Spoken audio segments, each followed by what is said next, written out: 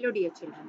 So now we will start part 2 of chapter 14 Baswa's farm. So in the previous video you all have seen the steps of farming. आपने steps देखे farming के कौन कौन से steps हुए और उसके बाद आपने देखा कि कौन कौन से tools जो थे वो use किए गए farming के लिए and where the Karnataka is situated and how the Baswa and his father started the farming, how they have prepared the field, how the seeds are sown. तो आपने ये सारा कुछ पहले वाले वीडियो में देखा. अब हम उसके आगे के स्टेप्स देखते हैं. Growing plants. I am happy to see the plants growing. कोई भी हो जो भी प्लांट्स लगाता है, जब उसके प्लांट्स ग्रो करते हैं तो उनको देखने में उसको बहुत अच्छा लगता है. अब आप छोटा सा अगर आप एक गमले में भी प्लांट लगाते हैं तो वो भी देखने में आपको बहुत अच्छा लगता है. तो यहाँ तो क्या किया जा रहा था, यहाँ तो वो पूरा का पूरा उन्होंने खेत में ही अनियन के प्लांट्स लगाए थे और जब वो बड़े हो रहे थे तो उसको देखकर बासवा को बहुत अच्छा लग रहा था. They are tall enough to reach my knees. बोला ये इतने बड़े हो गए थे कि ये मेरे घुटने तक पहुंच रहे थे. आप ये फोटो में देखिए, ये घुटनों तक इसके पहुंच रहे हैं. The leaves have started turning yellow and drawing. अब ये पिक्चर में आप देखिए लीव्स जो है वो क्या हो गई हैं, येलो होने लगी हैं और ड्राई होने लगी है, सूखने लगी है. This means that the onions are ready to be taken out. इसका मतलब है कि अब वो समय आ गया है जब हमको अनियंस को क्या करना है, उसमें से निकाल लेना है, अपरूट कर लेना है. Draw any crop which you have seen in the field. आपने जो क्रॉप देखे हो, तो मैंने तो वीट का क्रॉप देखा है तो मैंने यहाँ वीट क्रॉप का पिक्चर बनाया. अगर आपने और कोई क्रॉप देखे हो, शुगर केन देखा हो या कॉर्न देखा हो तो आप वो ड्रॉ कर सकते हैं. Do you know why? Everyone at home will have to work to take the onions out. अब पूरा का पूरा जो फैमिली था बासवा का, सारे लोग खेत पर पहुंच गए अनियंस को निकालने के लिए. It is important that this should be done at the right time. और ये बहुत जरूरी है कि ये काम जो है वो एक करेक्ट समय पे किया जाए. If we are late, the onions will rot in ground itself. अगर हम लेट हो जाएंगे तो अनियंस जो है वो अपने आप ही ग्राउंड के अंदर ही सड़ जाएंगे. And all our hard work will be wasted. और हमने जो मेहनत की है वो सारी क्या हो जाएगी, वेस्ट हो जाएगी. देखिए इस तरीके से अगर नहीं निकालते हैं तो इस तरीके से अनियंस जो है वो धरती के अंदर ही, लैंड के अंदर ही, सॉइल के अंदर ही ऐसे क्या हो जाते हैं, सड़ जाते हैं. ठीक है, इसलिए उनको निकालना बहुत ज़रूरी होता है और उनको निकालने के प्रोसेस को हार्वेस्टिंग कहते हैं. ये देखिए सारे फैमिली मेंबर्स मिलकर अनियंस को वहाँ नीचे से निकाल रहे हैं. आप देख रहे हैं अनियंस के हैं जो उसको निकाल कर उनके ड्राई लीव्स को निकाल कर अंदर रख रहे हैं. Baswa helps his father in the field. Do you help the elders in your family in their work? What do you help with?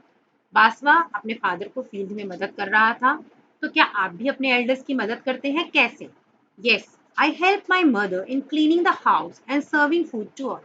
हाँ, मैं अपनी मदर को हेल्प करता हूँ हाउस क्लीन करने के लिए और खाना परसने के लिए. I also help my parents in buying goods from market. मैं उनकी मदद करता हूँ मार्केट से गुड्स लाने में भी, सामान लाने में. Do you enjoy doing that work? क्या आप वो सब काम करना पसंद करते हैं? Yes, I enjoy doing all this work. हाँ, मैं ये सारे काम करना पसंद करता हूँ. The onion crop. अब अनियन क्रॉप जो है वो वहां से खेत से निकाल लिया गया है, घर पर आ गया. अब देखिए घर पर क्या हो रहा है. Everyone at home is happy. सारे लोग बहुत खुश हैं. This time the onions are big and healthy. इस समय जो अनियंस थे वो बहुत बड़े थे और हेल्दी थे. Amma and auntie used the edge to cut the dried leaves from the top of the onion. अम्मा और आंटी जो थी वो इलेज क्या होता है, इलेज जो है वो ये इस तरीके का क्या है, इस तरीके का एक शार्प एक टूल है जो आपने घर पे भी देखा होगा, गांव में भी मम्मी लोग इसमें सब्जी काटती हैं तो ये इलेज या हसिया बोलते हैं इसको.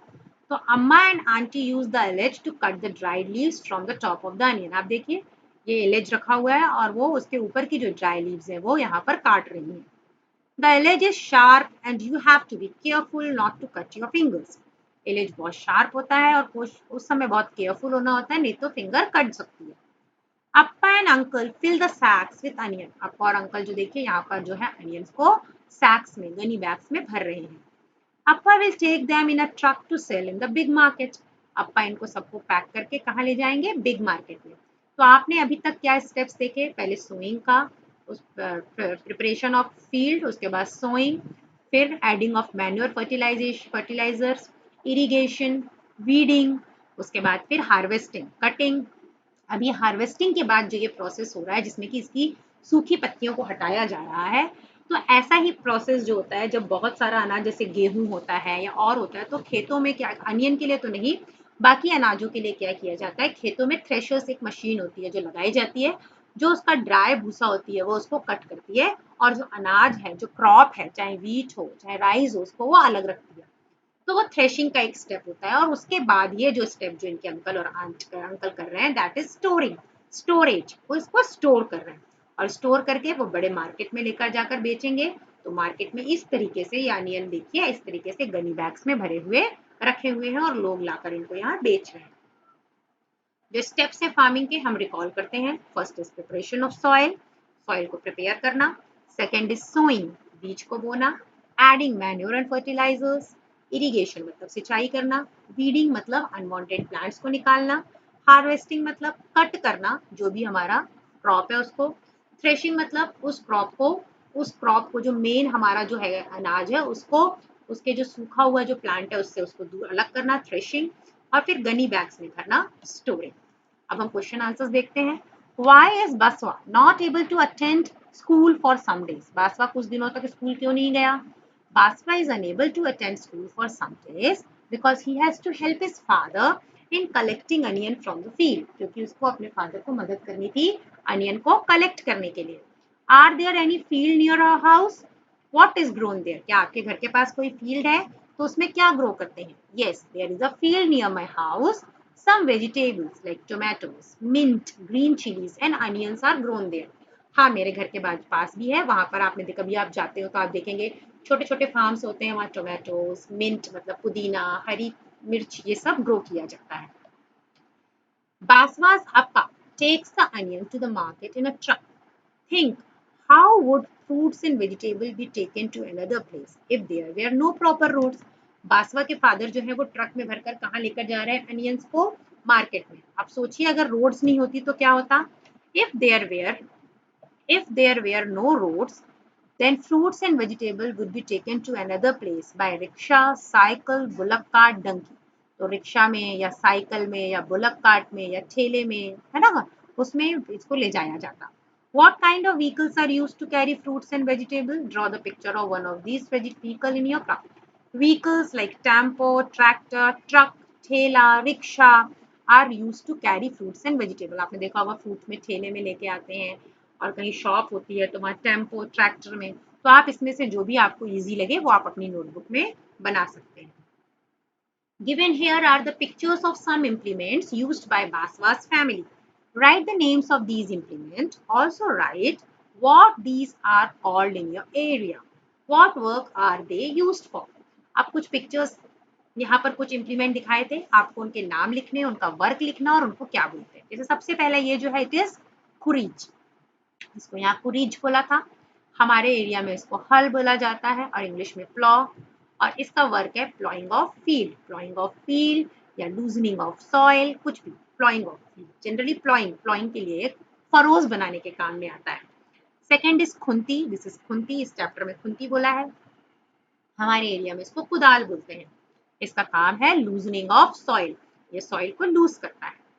ये जो है ये क्या है, इट इज इलेज, हमारे यहाँ इसको दरांती या हसिया कहते हैं, और इसका काम होता है cutting vegetable and crop, vegetable और क्रॉप को कट करना। अब यहाँ पर वही जो हमने स्टेप्स दिए थे उन्हीं स्टेप्स को यहाँ रिकॉल किया है। अब हमको इनको करेक्ट ऑर्डर में लगाना है और लिखना है, ठीक है। तो सबसे पहले जो स्टेप है आप देखिए, इसमें सबसे पहला स्टेप जो है वो क्या दिख रहा है आपको, ये खुंती लेकर ये जो हो रहा है, तो this step is loosening of soil. ये क्या पहला स्टेप है, loosening of soil. Soil loose करने के बाद सोइंग है, तो यहाँ कौन सी पिक्चर है, ये वाली पिक्चर है जहाँ सोइंग ऑफ सीड हो रहा है, तो sowing of seed. Third picture जो है वो क्या है, वीड्स निकालना। यहाँ देखिए यहाँ पर ये वीड्स निकाल रहे हैं, वीडिंग, रिमूविंग वीड्स, इसको वीडिंग भी बोलते हैं। इसके बाद जो पिक्चर है फोर्थ, इसमें जो भी लार्ज हो गए हैं प्लांट, बड़े हो गए हैं, उनको क्या किया जा रहा है, काटा जा रहा है, लार्ज प्लांट्स को काटा जा रहा है। और ये वाला स्टेप क्या है, टेकिंग आउट ऑफ अनियन, ये इस स्टेप में अनियंस को क्या किया जा रहा है, जमीन में से निकाला जा रहा है। अनियंस को हार्वेस्ट किया जा रहा है, निकाला जा रहा है, और ये जो है ये क्या किया जा रहा है, पैकिंग अनियंस इन सैक्स, अनियंस को सैक में या बोरे में क्या किया जा रहा है, पैक किया जा रहा है। तो हमने अभी पूरे स्टेप्स देख लिए, अब हम इसमें नेक्स्ट क्वेश्चन देखते हैं। Find out about a crop that is grown in your area, also find out steps that are the part of this work, draw them in your notebook. तो wheat is grown in my area, मेरे area में क्या grow होता है, wheat grow होता है। तो मैं वीट के लिए स्टेप्स बताती हूँ। सबसे पहले soil is cultivated with the plough, वही जो प्रिपरेशन ऑफ सॉइल, सॉइल को कल्टिवेट किया प्लॉ से। Seeds are sown in the soil manually और बाय सीड ड्रिल्स, या तो मैन्युअली या तो हाथ से या सीड ड्रिल्स की मदद से डाला गया। Manure and fertilisers are added to soil, manure और फर्टिलाइजर्स को डाला गया। Soil is irrigated properly, irrigated मतलब उसकी प्रॉपरली सिंचाई की गई, पानी दिया गया। वीड्स आर रिमूव्ड, वीड्स को रिमूव किया गया। Crop is cut using a combine, crops को कट किया गया, इसको हम बोल सकते हैं हार्वेस्टिंग। और थ्रेशिंग भी की गई, हार्वेस्टिंग और थ्रेशिंग दोनों। Wheat seeds are packed and stored properly, wheat seeds को गनी बैग में रखा गया और उनको स्टोर किया गया।